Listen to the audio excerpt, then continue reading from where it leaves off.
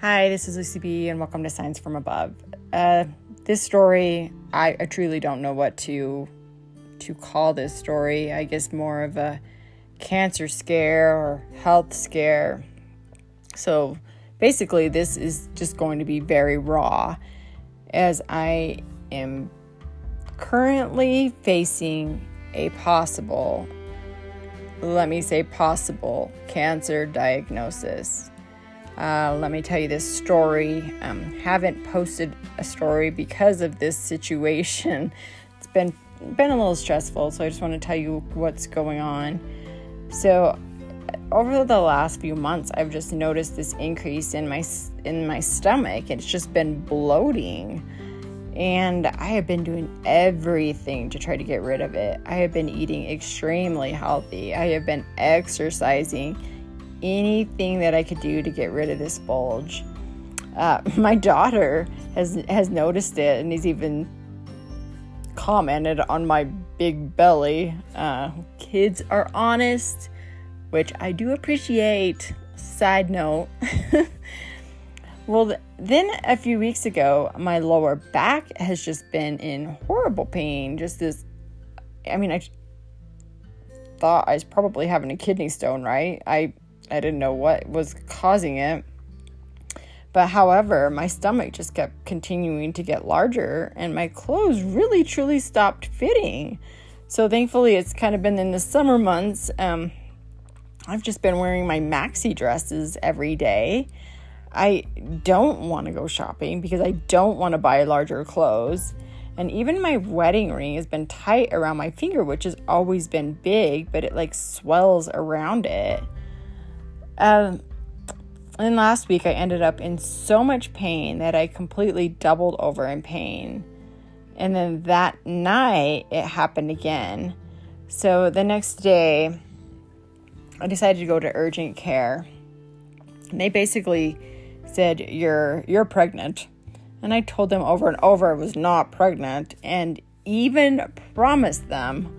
It was insane. Anyway, they just told me to take ibuprofen and sent me on my way. And I thought, maybe this is no big deal, and I'm just making a bigger deal out of it than what it is. Take it to prayer, right? Well, that's what I did. So that night I prayed, and I prayed that Jesus would heal me, and if I needed to go to the doctor to give me some sign. Well, that night I ended up doubling over again in pain. So this is, again, let's talk about my side notes. I do those a lot, but about 4 years ago, I was diagnosed with a hernia. The hernia was from a simple surgery I had about 11 years ago. I didn't know really what surgery was, but my doctor asked if I knew if I had one and at a general checkup, and I said no. And again, I had no idea what a hernia was, and I thought it sounded like some kind of old man health problem. But I've literally had zero problems with it, to be honest, and I forgot I'd had it. So fast forward back to last week, and after being doubled over in pain, I felt in my belly button and felt a lump. So that's where my surgery was at. And so if you don't know, hernias end up a lot of the time, not always, but most of the time as adults, they'll come out of some type of surgery that you've had through the scarring. Well, I felt my belly button and I felt this lump in it, and I looked in the mirror and there was my old man hernia sticking out. So the next morning I called my doctor, and talking to them, they thought that my symptoms sounded like that it was the hernia that was being strangled and I needed to get to the ER. Okay, guys, I hate going to the ER, especially for me, I don't feel like it's emergency. I just want to see a doctor and tell me what it is. But that's what they told me to do. And so I knew I had to go, but at the same time, I was super upset because I really did not want to have this simple hernia old man surgery. I just kept thinking, I don't have time for this. The surgery would have just been an in and out patient, as long as there was no complications. It wasn't this major surgery. But I I didn't want to and really just complained about the whole thing. Well, I went in and the doctor didn't think it was my hernia, so she ordered a CAT scan, and the CAT scan revealed some swelling in my appendix and then what looked to them like a malignant mass.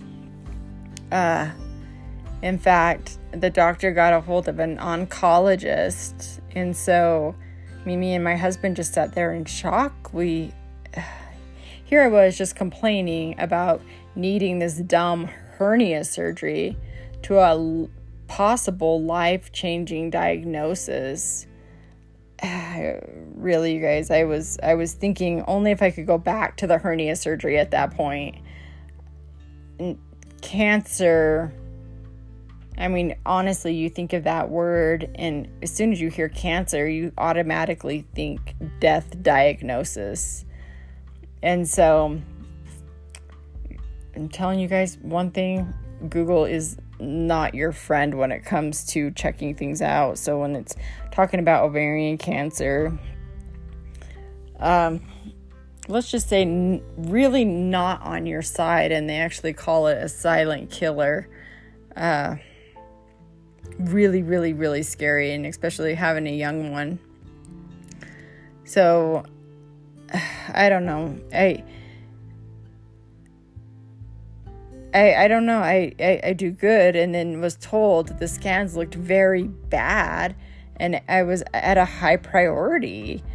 I have taken this it's called I guess it's kind of the cancer blood test, or the 125 blood test, which can be a factor in cancer diagnosis, right? And that was somewhat elevated as well, which is, again, scary.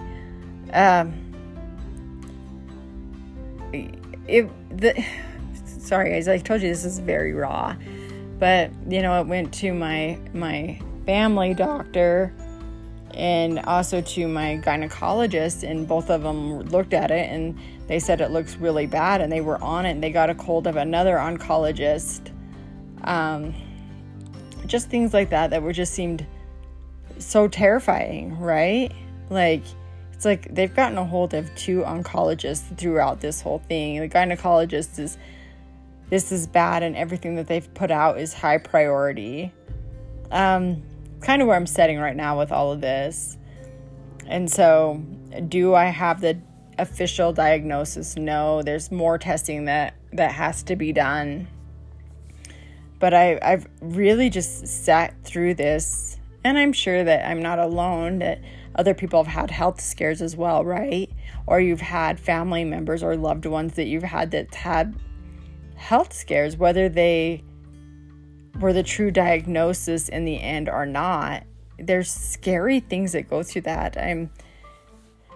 So I sat there and I've trying to process this all and thought a lot about things. But through this, I've just had God's blessing truly all over me. He's given me these caring providers, and some of the best that I've ever seen, that have put this as a high priority, and going back and forth. And, according to the doctor, or not the doctor, the nurse, that my primary care and gynecologist were going back and forth, talking throughout the night, when my doctor was ended up being sick that day and still was working on it, even into the next day, how they were talking about things. So it's just kind of feeling good about that, right?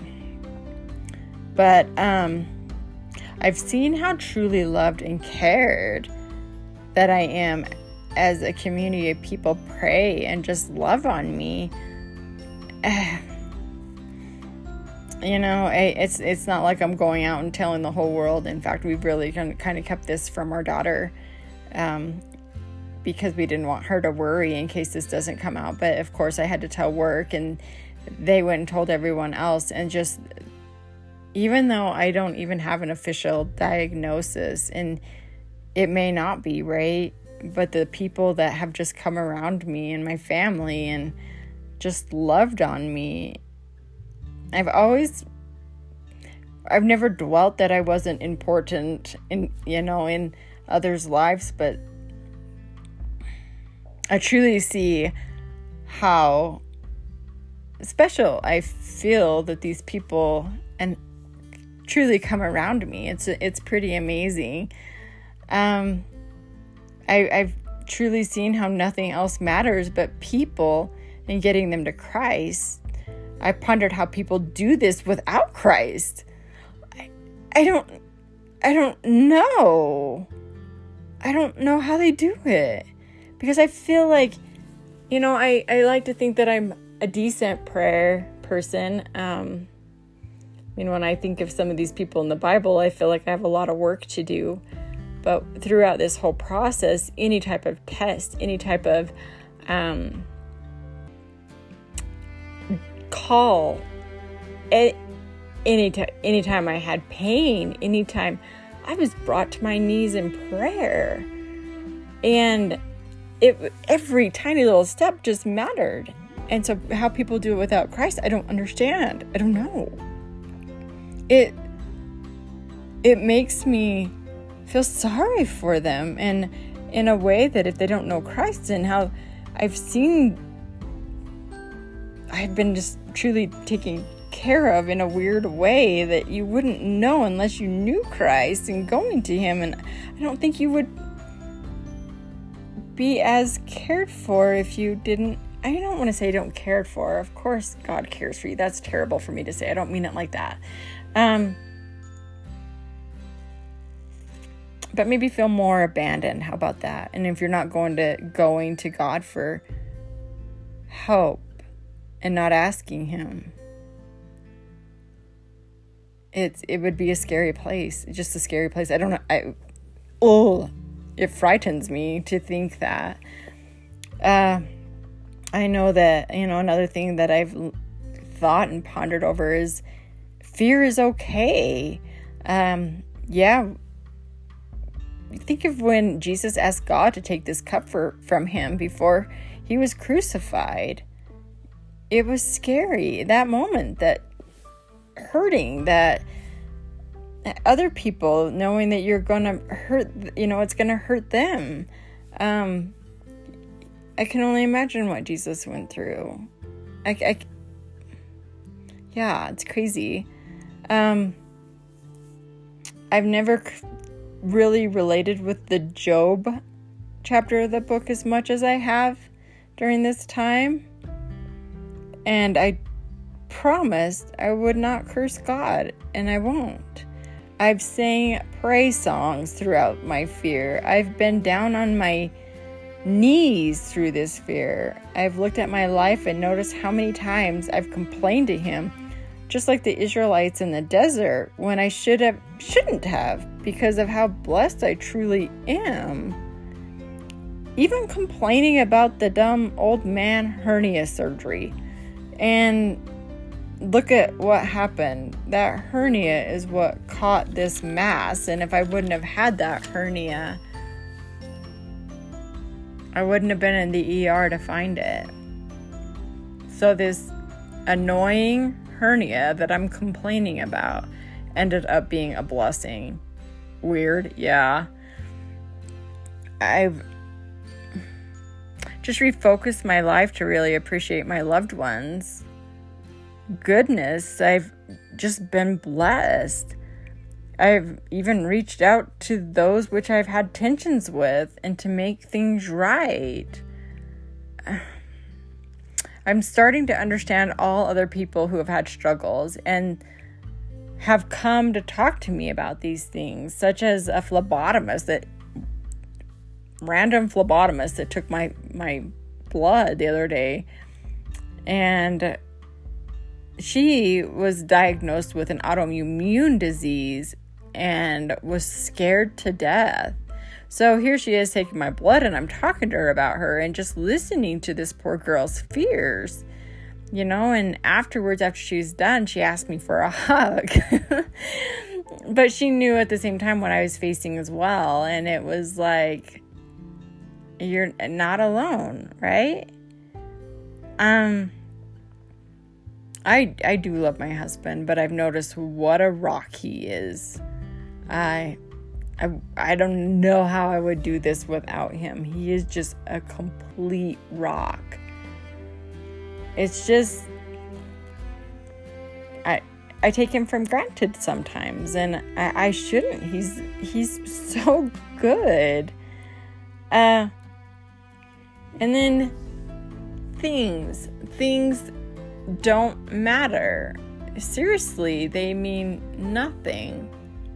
And during this time, my sister's, on a mission in India, and she's sending these pictures.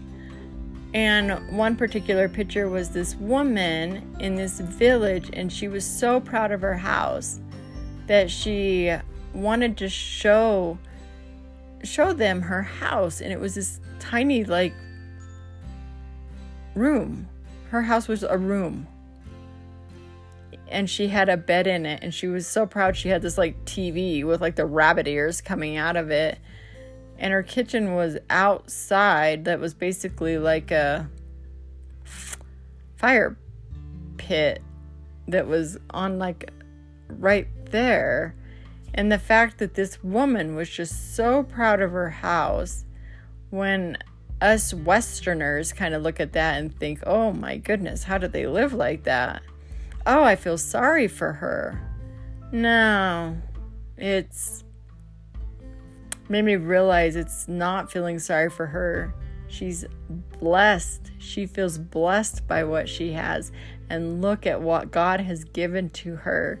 And though it means seem poor to us, she's much richer than any of us are, because we want our big houses, our fancy cars, fancy clothes, whatever you want to call it, getting our hair done, getting the nails done, everything that this woman wouldn't even think of and wouldn't even bother to go after, because she's so proud of this one room house that she wanted to show it off, because look what God has given to her.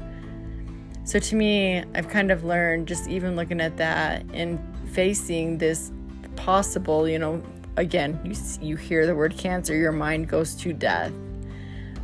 I'm not saying that's me, but that's where your mind goes. And thinking of that, nothing I have matter. It's only, I didn't care about leaving my phone. I didn't care about leaving my bed. I didn't care about leaving my house. I didn't care about leaving my car. I cared about leaving my daughter. I cared about leaving my husband. I cared about leaving my mama. I cared about leaving my sisters. I cared about leaving my brothers. I cared about leaving my nieces and nephews. I cared about leaving my friends.